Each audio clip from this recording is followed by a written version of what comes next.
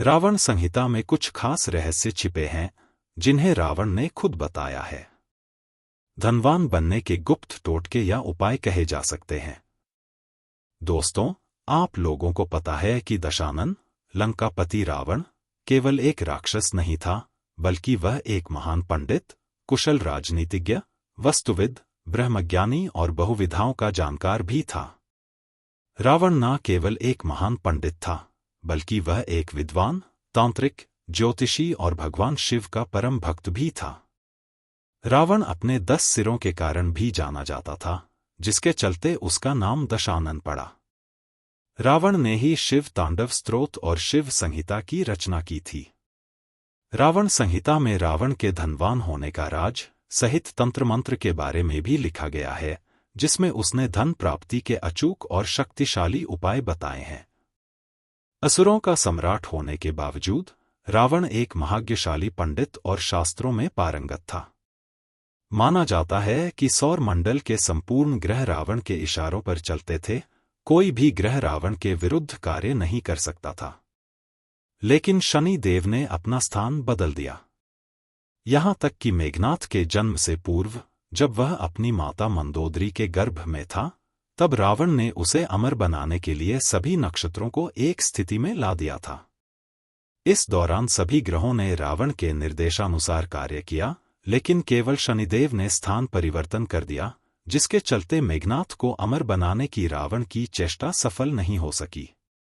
इसी कारण मेघनाथ यशस्वी, पराक्रमी और अविस्मरणीय योद्धा होने के बावजूद अल्प आयु का हो गया।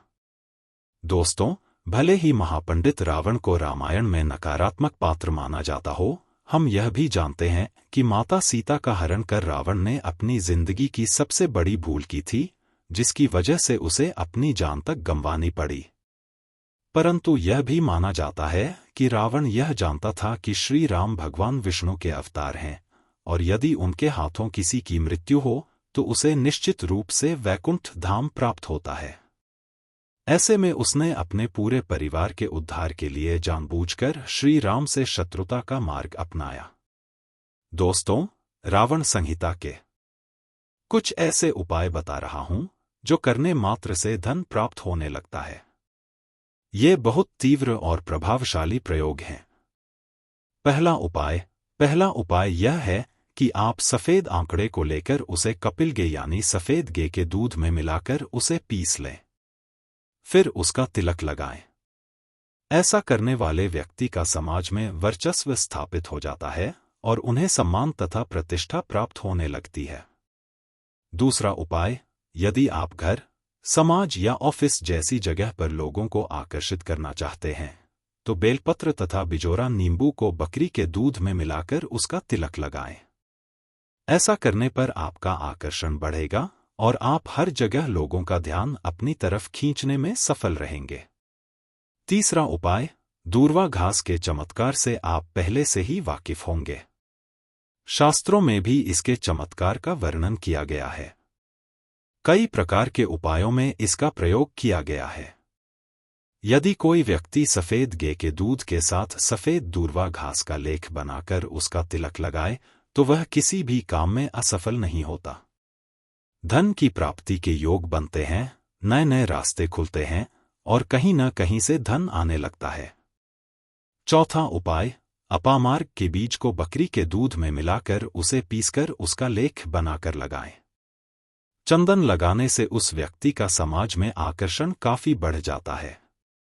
पांचवा उपाय, यह उपाय बहुत छोटा और सामान्य है, कोई भी व्यक्ति कर सकता है।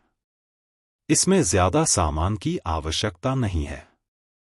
यह प्रयोग किसी भी शुक्रवार को 125 ग्राम सबूत बासमती चावल और 125 ग्राम मिश्री को एक सफेद रुमाल में बांधकर मां लक्ष्मी से अपने घर में स्थायी रूप से रहने की प्रार्थना करते हुए करें। उनसे अपनी गलतियों का क्षमा मांगे। इसके बाद उस रुमाल को ले जाकर किसी शुद्ध बहते जल में प्रवाहित कर दें। ध्यान रखें कि यह सामग्री किसी नाले या गंदी नहर में न बहाएं, नदी में ही बहाना उत्तम होगा। यह उपाय रावण संहिता का है। छठा उपाय, किसी भी चौराहे पर खड़े होकर काली मिर्च के 5 दाने अपने सिर पर से 7 बार घुमाएं। 4 दाने चारों दिशाओं में और 1 दाना आकाश की ओर उछाल दें। इस तरह से यह प्रयोग करें। इससे अवश्य ही आकस्मिक धन लाभ होगा। दोस्तों, ये सभी उपाय धन प्राप्ति के अचूक उपाय हैं। आप लोग इन्हें करें और अपनी धन की समस्याएं दूर करें। दोस्तों, इस चैनल का मकसद यही है कि हिंदू सनातन धर्म ग्रंथ, ऋषिमुनियों के प्राचीन रहस्य और ज्ञान आप तक पहुंचे, जिसे आप अपने जीवन में लाभ उठा सकें। साल 2024 खत्म होने से पहले इस पौधे की जड़ अपने गले में पहन लें। जीवन के हर कष्ट से आपको तुरंत मुक्ति मिल जाएगी। आने वाला साल आपके लिए कल्याणकारी होगा, आप करोड़पति बन जाएंगे और आपके घर में खुशियों की भरमार होगी। आपकी हर मनोकामना पूरी होगी। दोस्तों, रावण के अनुसार तंत्र से, जड़ी बूटियों और पेड़ पौधों की मदद से आज के दिन भी बहुत कुछ किया जा सकता है।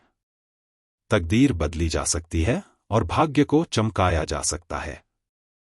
रावण संहिता में रावण ने स्पष्ट रूप से उन पेड़ों, पौधों, वनस्पतियों और जड़ों के बारे में बताया है, जिन्हें यदि आप साल के अंत के महीने में अपने गले में धारण कर लेते हैं, तो उसके तुरंत बाद ही आने वाला नया साल आपके लिए बहुत ही कल्याणकारी और शुभ साबित होगा।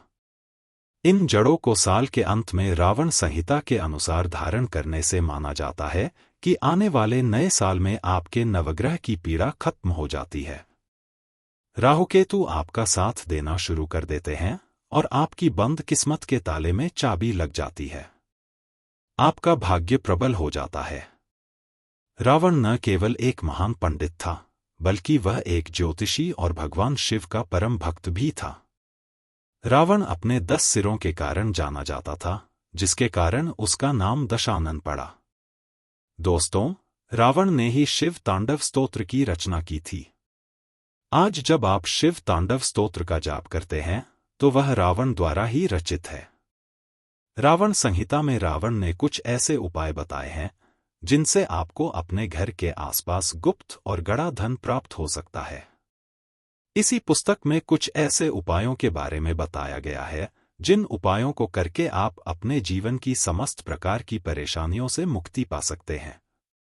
दोस्तों, रावण संहिता में रावण ने धनवान बनने के कई अचूक उपाय बताए हैं, जिन्हें आज भी कई करोड़पति लोग अपने जीवन में अपनाते हैं। असुरों के सम्राट होने के बावजूद रावण एक महान पंडित, ज्ञानी और शास्त्रों में पारंगत था। दुनिया में ऐसा कोई व्यक्ति नहीं है जो रावण को ज्ञान में परास्त कर सके। माना जाता है कि सौरमंडल के सभी ग्रह उस समय रावण के इशारों पर चलते थे। कोई भी ग्रह रावण के विरुद्ध कार्य नहीं कर सकता था। आप खुद ही समझ सकते हैं कि रावण कितना बड़ा ज्ञानी और कितना शक्तिशाली था। दोस्तों, रावण ने अपनी रावण संहिता में दुनिया के हर प्रश्न का उत्तर दिया है, हर समस्या का समाधान लिखा है। जो भी व्यक्ति रावण संहिता के अनुसार अपने जीवन में थोड़े से भी उपाय करता है, उसे अपने जीवन में सफलता जरूर प्राप्त होती है। वेद, पुराणों और शास्त्रों में भी बताया गया है कि रावण के बताए हुए उपाय यदि सही दिन पर और सही मुहूर्त पर किए जाएं, तो वे कभी भी खाली नहीं जाते। यहाँ तक कि आज भी कई पंडित और ब्राह्मण मानते हैं कि यदि एक निर्धन व्यक्ति सही दिन पर और सही मुहूर्त पर रावण के बताए हुए उपाय कर ले, तो उसे करोड़पति बनने से कोई नहीं रोक सकता है। आज की इस वीडियो में हम आपको जानकारी देने जा रहे हैं कि रावण संहिता के अनुसार वे कौन से ऐसे पौधों की जड़ें हैं, जिन्हें यदि आप साल के अंतिम महीने में अपने गले में धारण कर लेंगे, तो आपका आने वाला साल आपके लिए बहुत ही कल्याणकारी और शुभ साबित होगा। न केवल आपके जीवन की समस्त परेशानियों से आपको मुक्ति मिलेगी, बल्कि इन पौधों की जड़ों को धारण करने के बाद आपके जीवन में धन की वर्षा होगी। आपके जीवन में धन आने के रास्ते खुल जाएंगे, आपका बंद पड़ा व्यापार चल पड़ेगा और जिस नौकरी की तैयारी कर करके आप थक चुके हैं, वह नौकरी लग जाएगी। आपके घर की बरकत होगी और आपके घर की उन्नति होगी। दोस्तों, अगर आपने रावण संहिता के अनुसार इन पौधों की जड़ों को धारण कर लिया, तो मान के चलिए, फिर आपके जीवन में आपको कामयाब होने से कोई भी नहीं रोक पाएगा। इसीलिए इस वीडियो को अंत तक बिना भटके देखिएगा। और एक बात को समझ लीजिए, चाहे आपका दिन अच्छा हो या बुरा, कभी भी भगवान भोलेनाथ को याद करना मत भूलिए। भगवान भोलेनाथ बहुत ही भोले हैं। वह किसी भी व्यक्ति की हल्की सी पूजा से प्रसन्न होकर उस व्यक्ति को अपना आशीर्वाद दे देते हैं। अगर आप चाहते हैं कि भगवान भोलेनाथ की कृपा सदैव आप पर और आपके परिवार पर बनी रहे और आप अपने जीवन में बहुत उन्नति करें, तो दोस्तों, पूरी श्रद्धा और विश्वास के साथ इस वीडियो को लाइक कर दीजिए और कमेंट बॉक्स में लिख दीजिए ओम नमः शिवाय, हर हर महादेव। साथ ही कमेंट बॉक्स में अपनी राशि या अपनी परेशानी भी डालिए। आपकी राशि और आपकी परेशानी के अनुसार कोई उपाय होगा जिसे करके आप लाभ पा सकते हैं और हम आपके कमेंट के रिप्लाई में बता देंगे। लेकिन वीडियो को लाइक करना मत भूलिए। आप सोच रहे होंगे कि इन पौधों की जड़ों को धारण कैसे करना है। तो देखिए, यह बहुत आसान है। जिन पौधों की जड़ों के बारे में हम आपको बताने जा रहे हैं, बस उन्हें आपको इस महीने के अंत होने से पहले उखाड़कर अपने हाथों से लाना है। अच्छी तरह से गंगाजल से धोने के बाद उन्हें चांदी की या तांबे की ताबीज में धारण कर लेना है। बस इतना करना है और मान के चलिए कि अगला साल आपके लिए बहुत ही कल्याणकारी और शुभ होगा। अगले साल में आपके राहु केतु, आपके नवग्रह आपका साथ देंगे और आपके जीवन में आपको आपके भाग्य का इस प्रकार से साथ मिलेगा कि आप जिस कार्य को भी शुरू करेंगे उसमें आपको सफलता प्राप्त होगी। रावण संहिता के अध्याय नंबर 112 में बताया गया है कि अगर साल के अंत होने से पहले आप अतिबला पौधे की जड़ लाकर किसी भी दिन अपने गले में धारण कर लेते हैं, तो आने वाले साल में आपके नवग्रह की पीड़ा पूरी तरह से खत्म हो जाएगी। देखिए दोस्तों, उदाहरण के तौर पर आप बहुत मेहनत करते हैं, आप बहुत परिश्रम करते हैं, लेकिन आपको उसका फल नहीं मिलता। इसकी मुख्य वजह क्या हो सकती है? इसकी मुख्य वजह यह हो सकती है कि आपको नवग्रह की पीड़ा है। आपके नवग्रह आपका साथ नहीं दे रहे हैं। जिस व्यक्ति के ग्रह उसका साथ नहीं देते, उस व्यक्ति के जीवन में कभी भी सफलता प्राप्त नहीं हो सकती। तो सिर्फ आपको यह करना है, इस साल के अंत होने से पहले कहीं से भी अतिबला पौधे की जड़ लेकर आना है। अच्छी तरह से गंगाजल से धोने के बाद बुधवार के दिन तांबे की या चांदी की ताबीज में इसे धारण कर लेना है। बस इतना उपाय अगर आप इस महीने कर लेते हैं, तो आने वाले साल में आपके नवग्रह की पीड़ा भी खत्म हो जाएगी और आपके जीवन में आपको आपके ग्रहों का इस प्रकार से साथ मिलेगा कि आपके बंद किस्मत के ताले को चाबी लग जाएगी। आप जिस कार्य को भी शुरू करेंगे उसमें आपको सफलता प्राप्त होगी। वीडियो में आगे बढ़ने से पहले आपसे हाथ जोड़कर निवेदन है कि अगर आपने अभी तक वीडियो को लाइक नहीं किया है, तो वीडियो को लाइक कर दीजिए और कमेंट बॉक्स में लिखिए दीजिए ओम नमः शिवाय, हर हर महादेव लिख दीजिए। दोस्तों, अगर आप चाहते हैं कि आने वाले साल में आपको धन संबंधित किसी भी प्रकार की परेशानी का सामना न करना पड़े और साल 2024 में आपके जीवन में धन आने के रास्ते खुल जाएं, तो आपको इस महीने के किसी भी शुक्रवार को सदाबहार के पौधे की जड़ को धारण कर लेना चाहिए। देखिए, जो सदाबहार का पौधा होता है उसमें माता लक्ष्मी जी के 8वें रूप का वास होता है। शुक्रवार का दिन माता लक्ष्मी जी को समर्पित होता है और इस दिन माता लक्ष्मी जी बहुत प्रसन्न मुद्रा में होती हैं। बस आपको किसी भी शुक्रवार को सदाबहार के पौधे की जड़ अपने गले में धारण करनी है।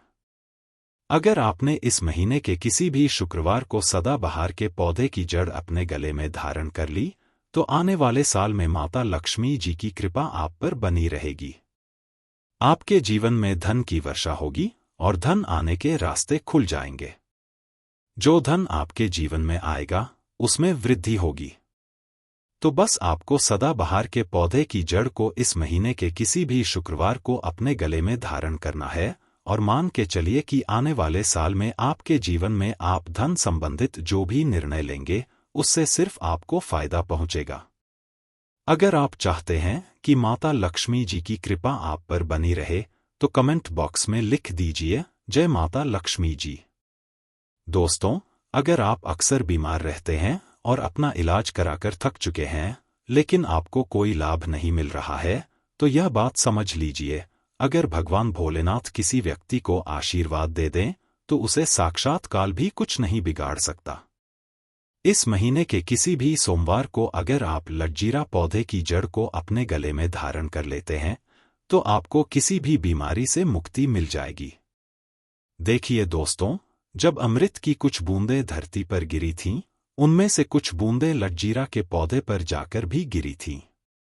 यही एकमात्र ऐसा पौधा है जिस पर अमृत की बूंदें गिर चुकी हैं, और इस पौधे में भगवान शिव जी की दिव्य शक्तियों का वास होता है। इसलिए आपको इस महीने के किसी भी सोमवार को लटजीरा के पौधे की जड़ को लाना है, अच्छी तरह से गंगाजल से धोना है, और भगवान शिव जी के मंदिर जाकर शिवलिंग पर एक लोटा जल अर्पित करने के बाद इसी जड़ को किसी तांबे की ताबीज में रखकर वही मंदिर में धारण कर लेना है। यकीन मानिए, इतना उपाय करने भर से आपको महादेव जी का वरदान और आशीर्वाद मिलेगा, जिसके बाद आप जिस बीमारी से परेशान थे, उससे आपको मुक्ति मिल जाएगी। आप बिल्कुल स्वस्थ हो जाएंगे। यह प्राचीन काल का महा उपाय है, जिसे करना मत भूलिए। रावण संहिता में साफ साफ लिखा है कि जो भी व्यक्ति साल के अंतिम महीने में चमेली के पौधे की जड़ को अपने गले में धारण करेगा, उसे उसके राहुकेतु का साथ मिलेगा और मंगल ग्रह हमेशा उसका साथ देगा।